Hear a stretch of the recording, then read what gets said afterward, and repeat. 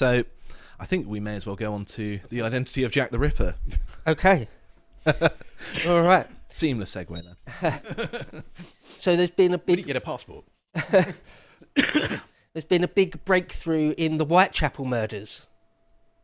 Oh yeah, of And I'm course. happy They to happened say- in Whitechapel, didn't they? I'm happy to say, ladies and gentlemen, we got him. Well, probably, almost certainly, it seems. I hope this is up your alley, Henry, being an ex-policeman. I've always been fascinated by the Ripper murders. Ever since I was a small child, in fact. Well, there's just a bunch of headlines there in the mainstream media, so you can see that it's been in the news cycle recently. I've always been fascinated ever since I was a child. I mentioned before one time I got a book when I was a small child just called Mysteries, a small kiddies book, a double-page spread on things like the Mary Celeste and the JFK killing, and one was on the Ripper murders. And so ever since then, I've read half a dozen books, a couple of novels, loads and loads of documentaries, and so always been absolutely fascinated by it. It's not that far from where I was born and raised. I sort of grew up in London Borough of Havering, which is only 15, 20 odd miles from Whitechapel. So just east of East London. Whitechapel is in East London, if anyone doesn't know. It was one of the most famous serial killers, one of the most famous cold cases of all time. And it looks like now DNA evidence has shown who it was. And it turns out it was one of the main killers, one of the main suspects, rather.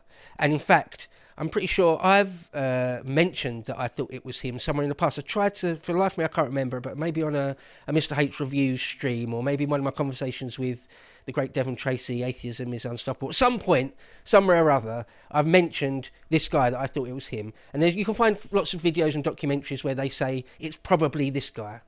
It's like the Zodiac Killer, if anyone knows that case. And they kind of know who the Zodiac Killer was, but they only ever got circumstantial evidence, really.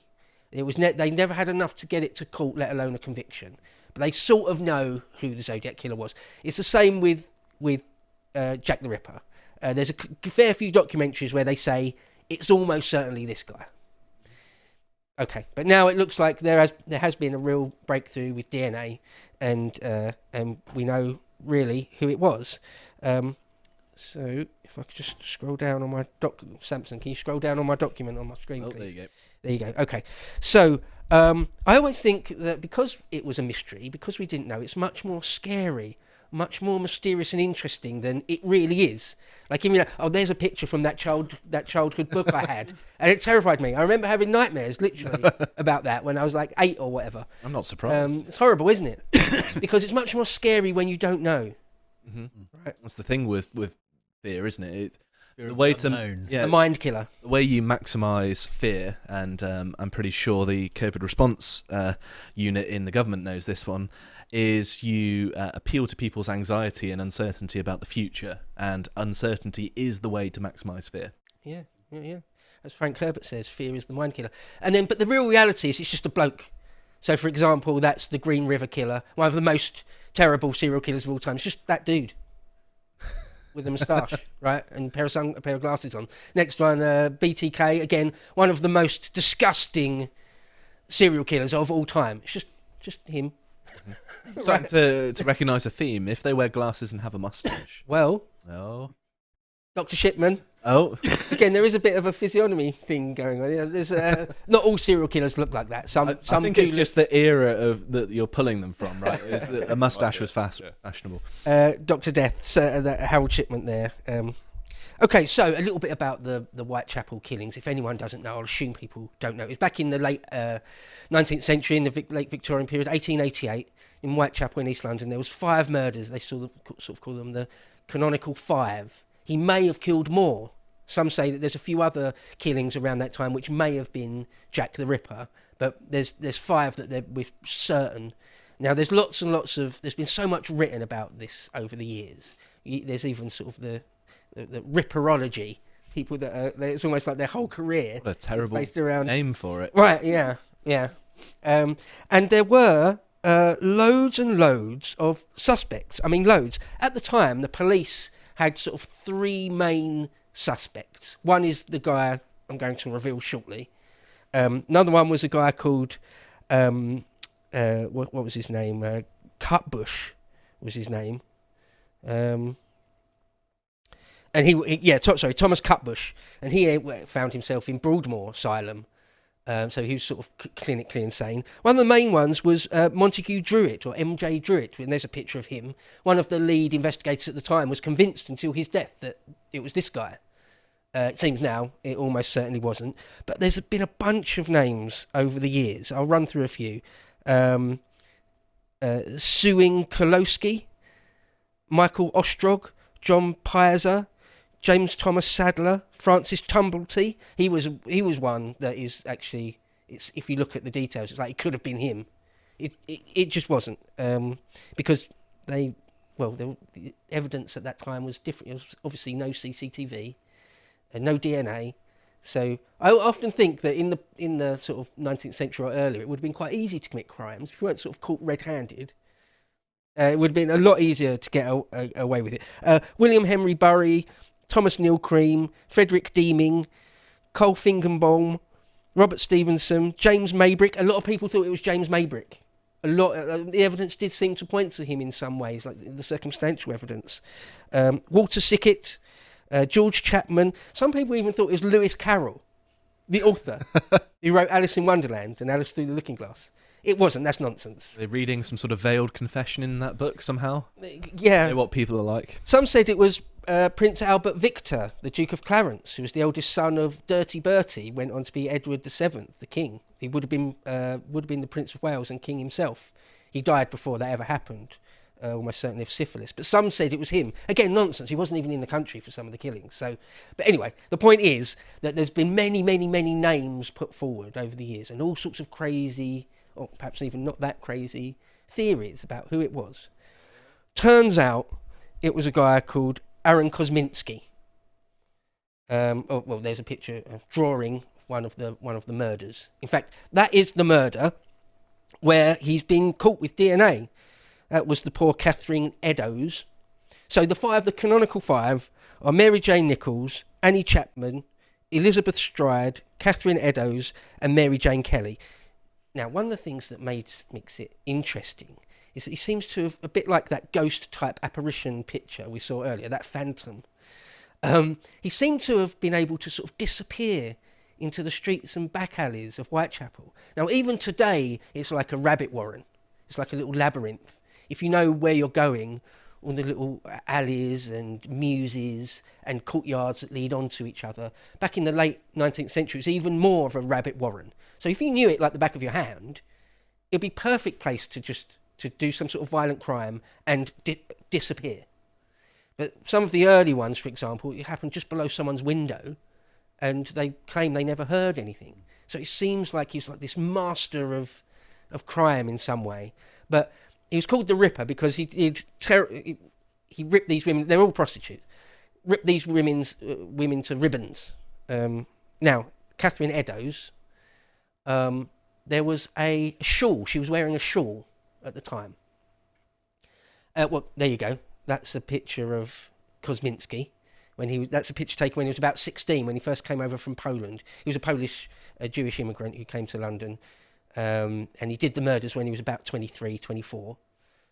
So there's a picture of him when he was about 16. So again, that's the face of evil. That is the face of Jack the Ripper. He's just sort of a normal person, right, on the surface. You wouldn't think twice looking at him, would you? Right. Did you find that during your time in the police, that quite often you've got this monster that's out there and it turns out it's just a guy? Yeah, very definitely. There's one particular case that I was involved with, on the periphery of it, and a guy had cut his mother's heart out, and I was just on cell watch with the guy. Clearly had issues, but when you looked at him, you wouldn't think that there was anything different in him at all. You know, if you passed him walking down the street, you wouldn't go, "Oh, that looks like a dodgy character." There wouldn't be anything of that sort. Interesting. The banality of evil. Yeah, I mean, it's an interesting kind of psychology, isn't it? What leads people to do these things, and how does it work? I mean, I guess that's something that's always puzzled minds ever since time immemorial, really. Well, there are two main things. The main predictor is childhood abuse, shortly followed up by what has now been coined the dark triad, which is encompassing lots of traits, but it's basically the notion of someone being a psychopath, in that they don't actually have the ability to feel any empathy or sympathy for their victims. And I think that's very, yes, that I'd agree with, but you can't tell that from looking at someone. Of course you can't, no. So who was this Aaron Kosminsky? Well, he was clinically insane. He was a schizophrenic. Not that all schizophrenics are violent or anything. Of course not. But he was sort of clinically insane. And we know this because shortly after the Ripper murders, he was committed to an asylum where he stayed for the next 30 years until he died of natural causes in his mid-50s. But to be fair, Bo, I mean, again, society moves on, medical advances and so on. What then was classified as insane, now might be something entirely different. It might be, far better diagnosed and so on, and treatable. In those days, of course, they had far less understanding. You with your background, you'll know about this. But now, of course, so yes, clinically insane. But we don't. Again, maybe we should. I don't know. But I don't think we should. But we don't refer to people now as clinically insane, do we? We're a little bit more.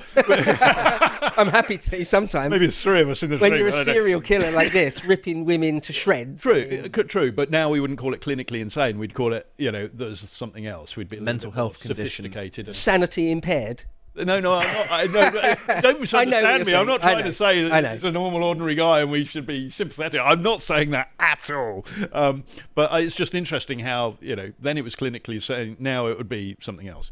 Well, now the times have changed a little bit. A lot of the people that would have been in asylums in past times are now seen as best served being in the community. They're sort of there are very, very few people actually sectioned anymore, and you've got to do something particularly egregious or be seen as particularly violent to get to that position. And I think my professional opinion is that quite often the standard is a little bit too narrow, and I think that there are lots of people out on the streets that have obvious mental health problems that perhaps shouldn't be and need not only for the safety of the population at large, but also their own safety as well. But sorry, Bo. So Kosminsky, regardless of the Whitechapel killings, was institutionalised for the rest of his life.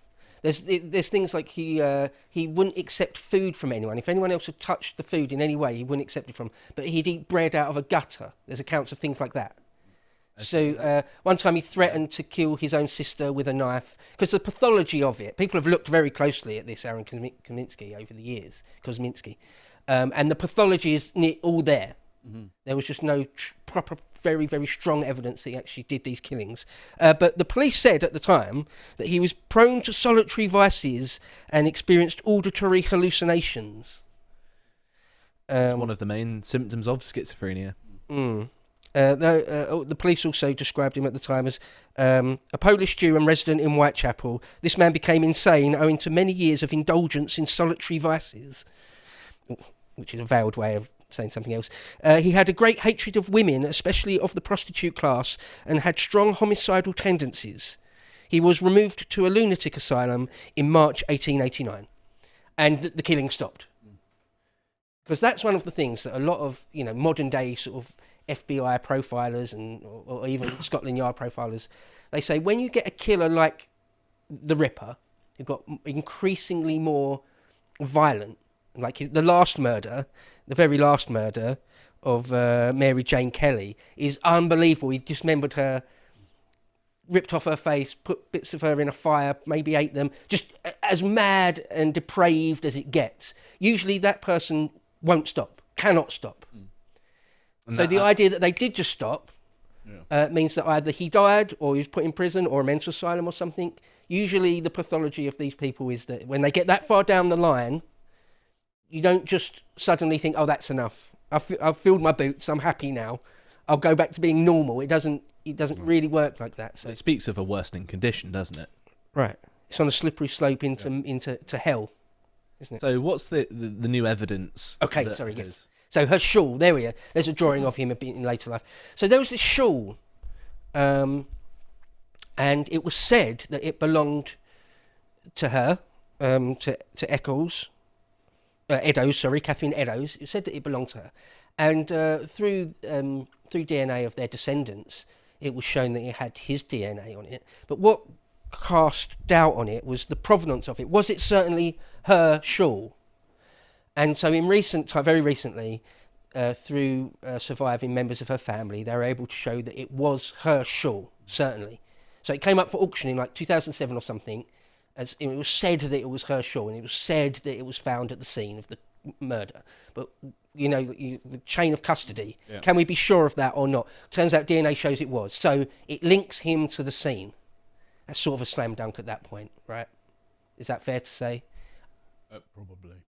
I mean, you know, just on that, I mean, now you would ask the question, was that shown to him in interview, for example? Did he have an opportunity to touch it? Was the police officer who took custody of, or who interviewed or had any contact with this individual, also did that police officer have contact with this piece of evidence? In which case was the contamination of the evidence? I mean, you would look at that sort of thing now, but nonetheless, this, you know, it's an interesting piece of evidence. Strong evidence. I would, you know, nowadays you wouldn't say that was conclusive, and a court wouldn't, you know, without understanding whether or not contamination could have taken place or not, a court wouldn't necessarily. It would be weaker than it. Back then, it was. Yeah, that's why it's great to have you on. That was the question I wanted to ask you. I feel that for me, I'm happy to say now that it was Aaron Kosminsky. But I feel like if he'd somehow lived to be 180 years old and was still alive and could be put on trial, I suspect it would be a difficult trial, because a clever defending barrister would say, you know, the chain of custody of the shawl, of the evidence, has been broken. And all the things you just said, like, did the police officers do X, Y, Z? I suspect a very, very clever barrister might be able to cast doubt. Yeah, but nevertheless, it was almost certainly him. That right? Said, these are the sort of things that now police will consider. And there are very strict protocols with regards to the handling of evidence and the interview, you know, and the potential for cross contamination, because some very serious cases have been lost because not necessarily that cross contamination has taken place, but because there was a possibility that it may have done. Right. And so this shawl was, you know, hasn't been kept in a police evidence room ever since 1888. So. Right, it could be a very, very clever and sort of cynical attempt by someone along the line to mix DNA. It almost certainly isn't. I don't think that is the case, but it's also possible, isn't it? It's also, you know, what that DNA comes from as well. So, you know, was there injury? Was it his blood? Was it semen? Was it, or whatever? You know, because that also would be indicative, because the chances of, you know, for example, without getting too graphic, a semen cross-contamination would be unlikely in a police interview room. You know, right. I mean, for example, one would hope. It makes the point. Yeah. But anyway, so. No, absolutely. So, I mean, I think now it is sort of kind of case closed. It was Kosminsky. And he was, you know, massively suspected at the time, massively. Well, the guy sitting down there is his brother. There's no real photographs of him in sort of later or middle age, but he apparently looked very much like his brother there, Isaac, the guy sitting down. So again, that's very close to the face of Jack the Ripper there.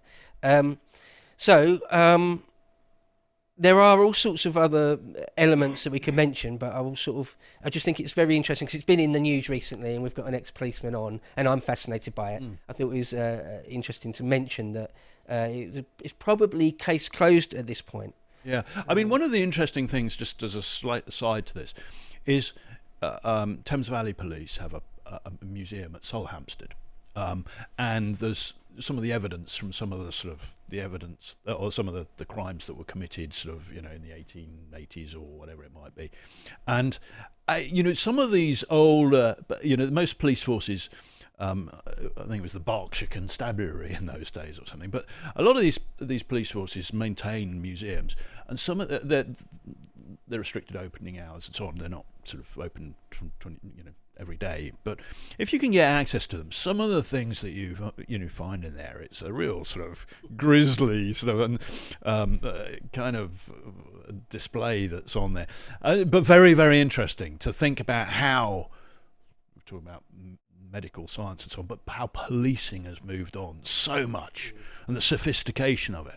Because as you alluded to, the gathering of evidence, you didn't have the forensics, you didn't have the police databases, you didn't have the same access to documentary records. If you committed a crime in London, the chances of cross-referencing sort of something to do with that with what happened, I don't know, in North Wales would have been almost impossible. So it's very interesting how that the very basic approach to policing, it was just people scratching their heads basically and just trying to figure it out.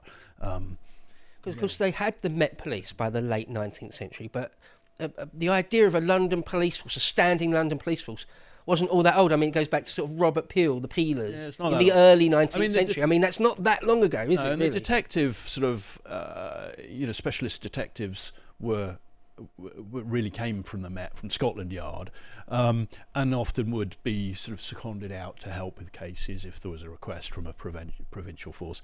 But there is this idea that the Met is sort of all singing or dancing and so on.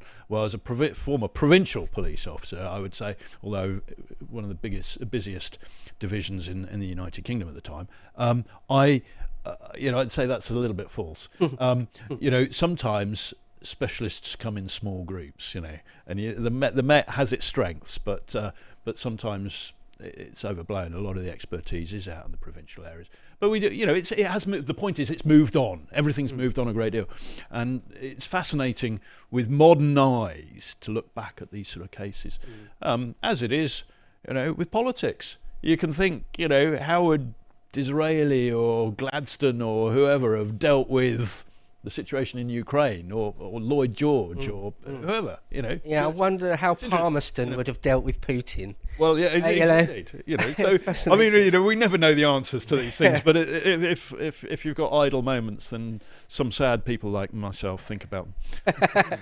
Well, one last angle I'll just talk about briefly before we move on is the idea that it's not right or it's unfair to pick on a Polish or Polish Jewish immigrant.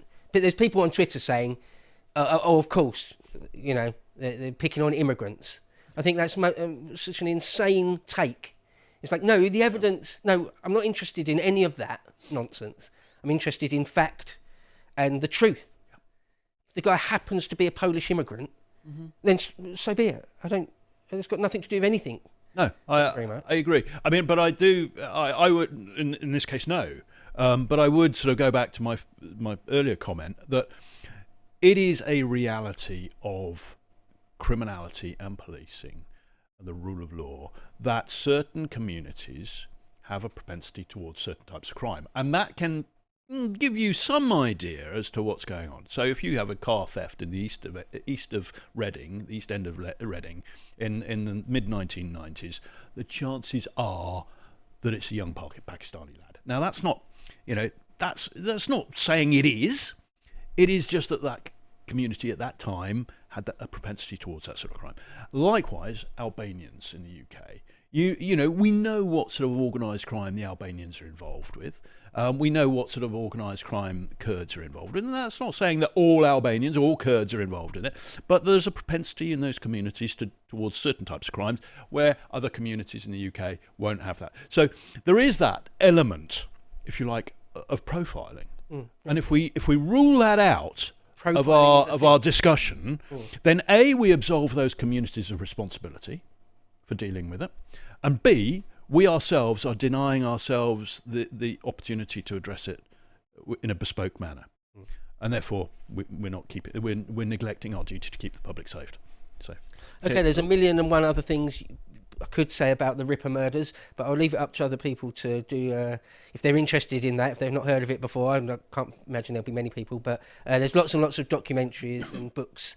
There's so many bits of evidence and interesting threads to pull on there. But it looks like case closed. If you would like to watch the full uncut version that is also uncensored, head on over to lotuseaters.com to find out more.